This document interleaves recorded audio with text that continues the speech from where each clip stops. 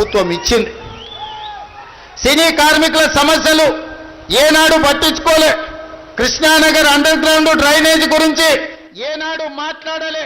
వాళ్ళ పిల్లల చదువుల గురించి, వాళ్ళ పిల్లల బతుకుల గురించి, సినిమా కార్మికుల జీవిత బీమా గురించి ఏ రోజు కూడా కేటీఆర్ మాట్లాడలే. కేటీఆర్ గారు మాత్రం సినిమా హీరోల గెస్ట్ హౌజుల్లో హీరోలతోని కలిసి తిరిగిండు తప్ప ఎన్నడన్నా ఈ సినిమా కార్మికులను కలవడానికి వచ్చిండా మీరు ఒక్కసారి ఆలోచన చెయ్యండి.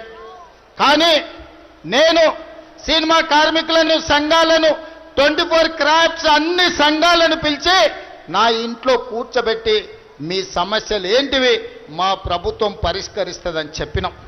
ఆ తర్వాత అభిమానం కొద్ది మీరు సమావేశం పెడితే మీ దగ్గరకు వచ్చి మాట్లాడిన. ఇవాళ ఈ ప్రాంతంలో ఉండే సినిమా కార్మికులకు నేను మాట ఇస్తున్నా, మీకు లైఫ్ ఇన్సూరెన్సే కాదు, ఆరోగ్య భద్రత, జీవిత బీమా భద్రత, మీ పిల్లల చదువుల కోసం నర్సరీ నుంచి 12వ తరగతి వరకు ప్రత్యేకమైన పాఠశాల నిర్మించి టిఫిన్, మధ్యాహ్నం లంచ్తో సహా మీ పిల్లల చదువులకు ఆదుకునే బాధ్యత కాంగ్రెస్ పార్టీ తీసుకుంటుంది. ఇదే కాదు, పెద్దలు ఉత్తమ్ కుమార్ రెడ్డి గారు ఇప్పుడు చెప్పిండ్రు, ఈ నియోజకవర్గంలోనే కేవలం జూబ్లీహిల్స్ నియోజకవర్గంలోనే ఉత్తమ్ కుమార్ రెడ్డి గారు మంత్రి అయిన తర్వాత 14,239 రేషన్ కార్డులు ఇచ్చిండు. ఇవాళ ఈ నియోజకవర్గంలో 61,000 రేషన్ కార్డులు ఇవాళ మీ దగ్గర ఉన్నాయి. 2,39,000 కుటుంబ సభ్యులకు ఈనాడు 6 కిలోలు సన్న బియ్యం ఉచితంగా ఇచ్చి ఆనాడు దొడ్డు బియ్యం బర్లకు కూడా పెట్టే పరిస్థితి లేదు. కానీ ఇవాళ సంటి పిల్లలకు కూడా సన్న బియ్యంతో అన్నం తినిపించే పథకం ఈరోజు ఉత్తమ్ కుమార్ రెడ్డి గారి నేతృత్వంలో తెలంగాణ రాష్ట్ర ప్రభుత్వం అమలు చేస్తుంది. మిత్రులారా, రేషన్ కార్డులు ఇచ్చింది మేము. ప్రతి పేదవాడి ఇంటిలో వెలుగులు ఉండాలి, మీ కళ్ళల్లో ఆనందం నింపాలని 200 యూనిట్లు ఉచిత కరెంటు ప్రతి పేదవాడి ఇంటిలో ఈనాడు కాంగ్రెస్ పార్టీ ఇస్తుంది. 500 రూపాయలకే మీకు సిలిండర్ ఇస్తుంది కాంగ్రెస్ పార్టీ. ఇదే కాదు, మా ఆడబిడ్డలు సినీ కార్మికులు 25,000 మందిలో సగానికి ఎక్కువ మహిళలు ఉన్నారు. మీ షూటింగ్లకు పోయేటప్పుడు లేదా మీ అమ్మగారింటికో అమ్మవారిని దర్శించుకోవడానికో పోవాలంటే బస్సు కిరాయిలే బొచ్చాడు అవుతుండే. ఇంటి ఆయన అడిగితే దసరా పండుగ ఎందుకమ్మా, ఉగాది పండుగ పోదు అనేటోడు. కానీ ఇవాళ ఎవరిని అడగాల్సిన పని లేదు. ఏడ బస్సు కనిపించినా చెయ్యి అడ్డం పెడితే ఆడబిడ్డలు ఎక్కించుకొని వాళ్ళ ఇంటికాడ మా మిత్రుడు పొన్నం ప్రభాకర్ దించుతున్నాడు. దాదాపుగా 3 కోట్ల పైగా ట్రిప్పులు ఆడబిడ్డలు ఇవాళ బస్సు సౌకర్యం ఉపయోగించుకున్నాడు. దాదాపుగా 6,000 కోట్ల రూపాయలు ఈరోజు ఉచిత బస్సుకు రాష్ట్ర ప్రభుత్వం ఖర్చు పెడుతుంది. మహిళా సంఘాలను ప్రోత్సహించడం, మహిళా సంఘాలకు 1000 ఆర్టీసీ బస్సులు ఇచ్చడం, మహిళా సంఘాలకు ఇవాళ సౌర విద్యుత్తు కింద 1000 మెగావాట్ల ప్రాజెక్టులు ఇచ్చినాం. ఇవాళ మహిళా సంఘాలకు హైటెక్ సిటీ పక్కన 3.5 ఎకరాలు 1000 కోట్ల విలువ చేసే భూమి ఇచ్చి వాళ్ళు తయారు చేసే ఉత్పత్తులు అంతర్జాతీయ స్థాయిలో ఇవాళ అక్కడ అమ్ముకోవడానికి అవకాశం కల్పించినాం. ఇవన్నీ 2 ఏళ్లలో మేము చేసినాం. నేను అడుగుతున్న ఇక్కడికి వచ్చిన యువకుల్ని, మొదటి సంవత్సరమే లెక్కగట్టి ఎల్బీ స్టేడియంలో ఎక్కడైతే నేను మా పెద్దలు ఉత్తమ్ కుమార్ రెడ్డి, పొన్నం ప్రభాకర్ ప్రమాణ స్వీకారం చేసినామో అదే ప్రాంతంలో మొదటి సంవత్సరంలోనే 70,000 ప్రభుత్వ ఉద్యోగ ఖాళీలు భర్తీ చేసి నిరుద్యోగ సమస్యను పరిష్కరించి తెలంగాణ ఉద్యమంలోనే నిరుద్యోగ సమస్య కీలకం, ఆ సమస్యను పరిష్కరించడానికి ప్రయత్నం చేసినాం. 21,000 కోట్ల రూపాయలు రైతు రుణమాఫీ చేసి నికార్స్గా నిలబడి రైతులను ఆదుకున్నాం. 1,04,000 కోట్ల రూపాయలు కేవలం వ్యవసాయానికే ఖర్చు పెట్టి 20 నెలల్లో దేశంలోనే మొదటి స్థానంలో ఇవాళ తెలంగాణ రాష్ట్ర ప్రభుత్వం నిలబడ్డది. ఇవన్నీ మీ ఆశీర్వాదంతో మీరు ఎన్నుకున్న ప్రభుత్వం, ఈ ప్రజా ప్రభుత్వం ఉంది కాబట్టి చేయగలిగినాం. 10 ఏళ్ళు కేసీఆర్ ఉన్నప్పుడు రైతులకు రుణమాఫీ చేసిండా, సన్నబియ్యం ఇచ్చిండా, బస్సులో ఆడబిడ్డలకు ఉచిత ప్రయాణం ఇచ్చిండా, మీ ఇంటికి ఉచితంగా కరెంట్ ఇచ్చిండా, 500 రూపాయల సిలిండర్ ఇచ్చిండా, రేషన్ కార్డులు మీకు ఇచ్చిండా? ఇవాళ మేము 4% ముస్లింలకు రిజర్వేషన్ ఇస్తే 12% ఇస్తా అన్నాడు. ఇచ్చిండా? 10 ఏళ్ళైనా. మరి ఇవాళ ఏ మొహం పెట్టుకొని సిగ్గు లేకుండా బీఆర్ఎస్ వాళ్ళు ఓటు అడుగుతున్నారని నేను అడుగుతున్నా. ఇవాళ బీఆర్ఎస్ బీజేపీ ఒక్కటయ్యారు. ఎట్లన్నా చేసి కాంగ్రెస్ను ఓడగొట్టాలని కుట్రలు చేస్తారు. కిషన్ రెడ్డి కేటీఆర్ వేరు కాదు, నానానికి బొమ్మ బొరుజు. మేము ఆనాడు మోడీ అమిత్ షా గారు హైదరాబాదు నగరానికి వచ్చినప్పుడు 1,00,000 కోట్ల కాళేశ్వరంలో కుంభకోణం జరిగింది, కాళేశ్వరం ప్రాజెక్టు కేసీఆర్కు ఏటీఎంగా మారింది అన్నాడు. కిషన్ రెడ్డి గారు అన్నారు, మాకు సిబిఐ విచారణకి ఇవ్వండి, 48 గంటల్లో కేటీఆర్ను బొక్కలో దోస్తాం, హరీష్ రావును చెర్లపల్లికి పంపిస్తాం అన్నాడు.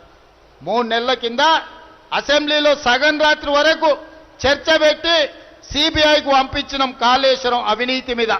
ఎందుకు ఇవాళటి వరకు సిబిఐ ఎఫ్ఐఆర్ చేయలేదు? ఫార్ములా ఈ రేసులో కేటీఆర్ 50 కోట్లు మెక్కిండనే ఆధారాలతో సహా ఏసీబీ కేసు పెట్టి గవర్నర్ గారిని కేటీఆర్ను అరెస్టు చేయడానికి అనుమతి అడిగితే 2 నెలల నుంచి గవర్నర్ గారు అనుమతిస్తలేరు. దీని వెనకాల ఉన్న గూడు పుటాని ఏందో ఆలోచన చేయండి. దీని వెనకాల ఉన్న చీకటి ఒప్పందం ఏందో ఆలోచన చేయండి. నేను కిషన్ రెడ్డి గారిని ప్రశ్నించిన, ఎప్పటిలోగల సిబిఐ అనుమతి తెస్తావో, ఎప్పటిలోగల గవర్నర్ అనుమతిస్తావో చెప్పబోయా అంటే రేవంత్ రెడ్డికి సవాలు విసురుతున్నా, చర్చిస్తా, నా ఇంటికి వస్తా అంటున్నాడు. అయ్యా నువ్వు నా ఇంటికి కాదు రావాల్సింది, మోడీ గారి ఇంటికి. ఎందుకు మోడీ గారు అనుమతి ఇస్తలేవు? గజ దొంగ కేసీఆర్ను జైల్లో వేయడానికి అనుమతి ఇవ్వమని మోడీ గారిని అడుగు. నన్ను అడిగితే ఏమొస్తుంది? నువ్వే కదా అడిగింది. సిబిఐ విచారణకి ఇవ్వమని రాష్ట్ర ప్రభుత్వాన్ని డిమాండ్ చేసినావు కదా. నీ డిమాండ్ ప్రకారం ఇవాళ సిబిఐకి మేము కేసు ఇచ్చినాం. సిబిఐ నీ కిందనే కదా పనిచేసేది, మీ మోడీ గారు అమిత్ షానే కదా పెద్దలు. మరి సిబిఐ అనుమతి తీసుకురామంటే నన్ను దబాయించడానికి బెదిరించడానికి చూస్తుండు. అయ్యా కిషన్ రెడ్డి గారు, నువ్వు భయపడితే భయపడడానికి ఎవరు చిన్నపిల్లగారు లేరు, లాగుదోడుకొని లేవు. చాలా మందిని చూసినాం. నువ్వే కాదు, నీ అంతలాగా నీలిగిన కేసీఆర్ మా కాంగ్రెస్ కార్యకర్తలు బండకేసి కొడితే ఫామ్ హౌస్లో బోర్ల బొక్కల వండుకున్నాడు, లేవలేకున్నాడు. మా కాంగ్రెస్ కార్యకర్తల దెబ్బకు ఆయన కారు షెడ్డుకు పోయి ఈ రోజు కార్ఖానాలో అడ్డంగా వండింది. కేసీఆర్ ఫామ్ హౌస్లో బోర్ల వంతే ఆయన కారు కార్ఖానాలో ఎల్లెల్కల పడ్డది. ఇవాళ నీకు మా కాంగ్రెస్ పార్టీ కార్యకర్తల సత్తా నీకు తెలియదు. ఆయన కింగ్ అవుతాడంట, బొంగేం కాదు. డిపాజిట్ తెచ్చుకుంటావా కిషన్ రెడ్డి? ఈ జూబ్లీహిల్స్ అని నేను అడుగుతున్నా. నువ్వు డిపాజిట్ తెచ్చుకుంటే నువ్వు గెలిచినట్టే కిషన్ రెడ్డి. పార్టీని తాకట్టు పెట్టి కేసీఆర్ని కాపాడు కాదు, కేసీఆర్ను కేటీఆర్ను హరీష్ను ఎప్పటి లోపల బొక్కలేస్తావో చెప్పి అప్పుడు ఈ జూబ్లీహిల్స్లో ఓట్లు అడుగు.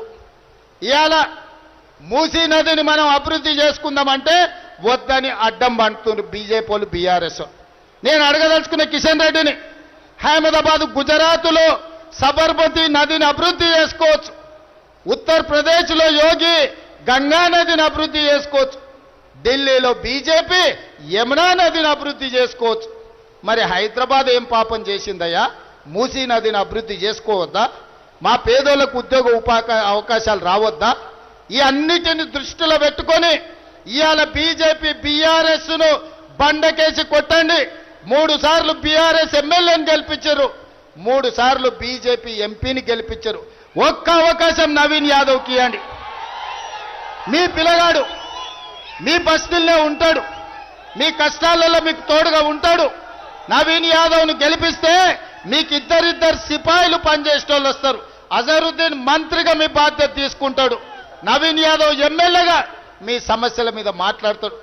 మీ సోదరుడు రేవంత్ రెడ్డి, ఉత్తమ్ కుమార్ రెడ్డి గారు, పొన్నం ప్రభాకర్ గారు మీ సమస్యల్ని మా మంత్రివర్గంలో పరిష్కరిస్తాం. ఇవాళ మీరు అండగా నిలబడండి. ఒక్క అవకాశం కాంగ్రెస్కి ఇవ్వండి.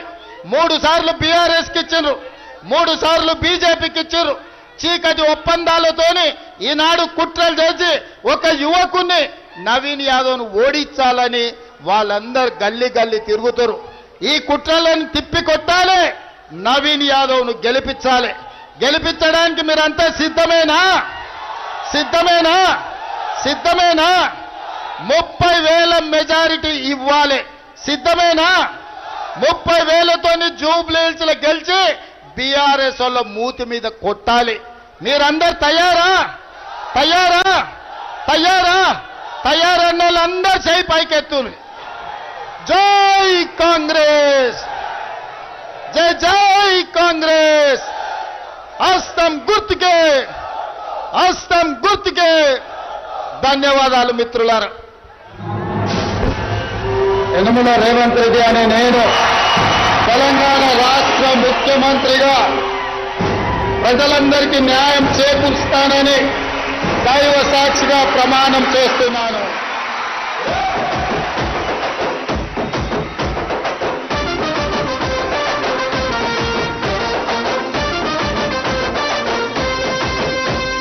యనుమల రేవంతనే నేను మడిస్తున్నా ఎవడు రమణ నా పేదంట. యనుమల రేవంతనే నేను మడిస్తున్నా ఎత్తర కాంగ్రెసు జెండా.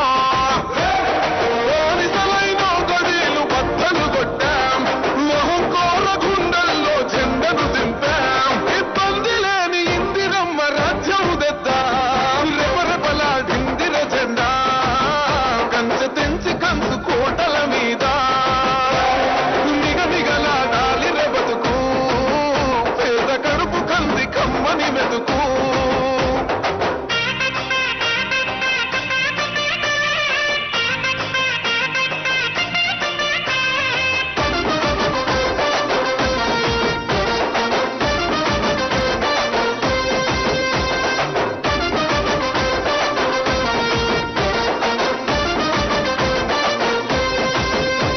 ఊకూకనే రాలే బిడ్డ కూసున్న సీటు, ఎదిరించుకుంటూ ఎక్కిన రా ఒక్కొక్క మెట్టు.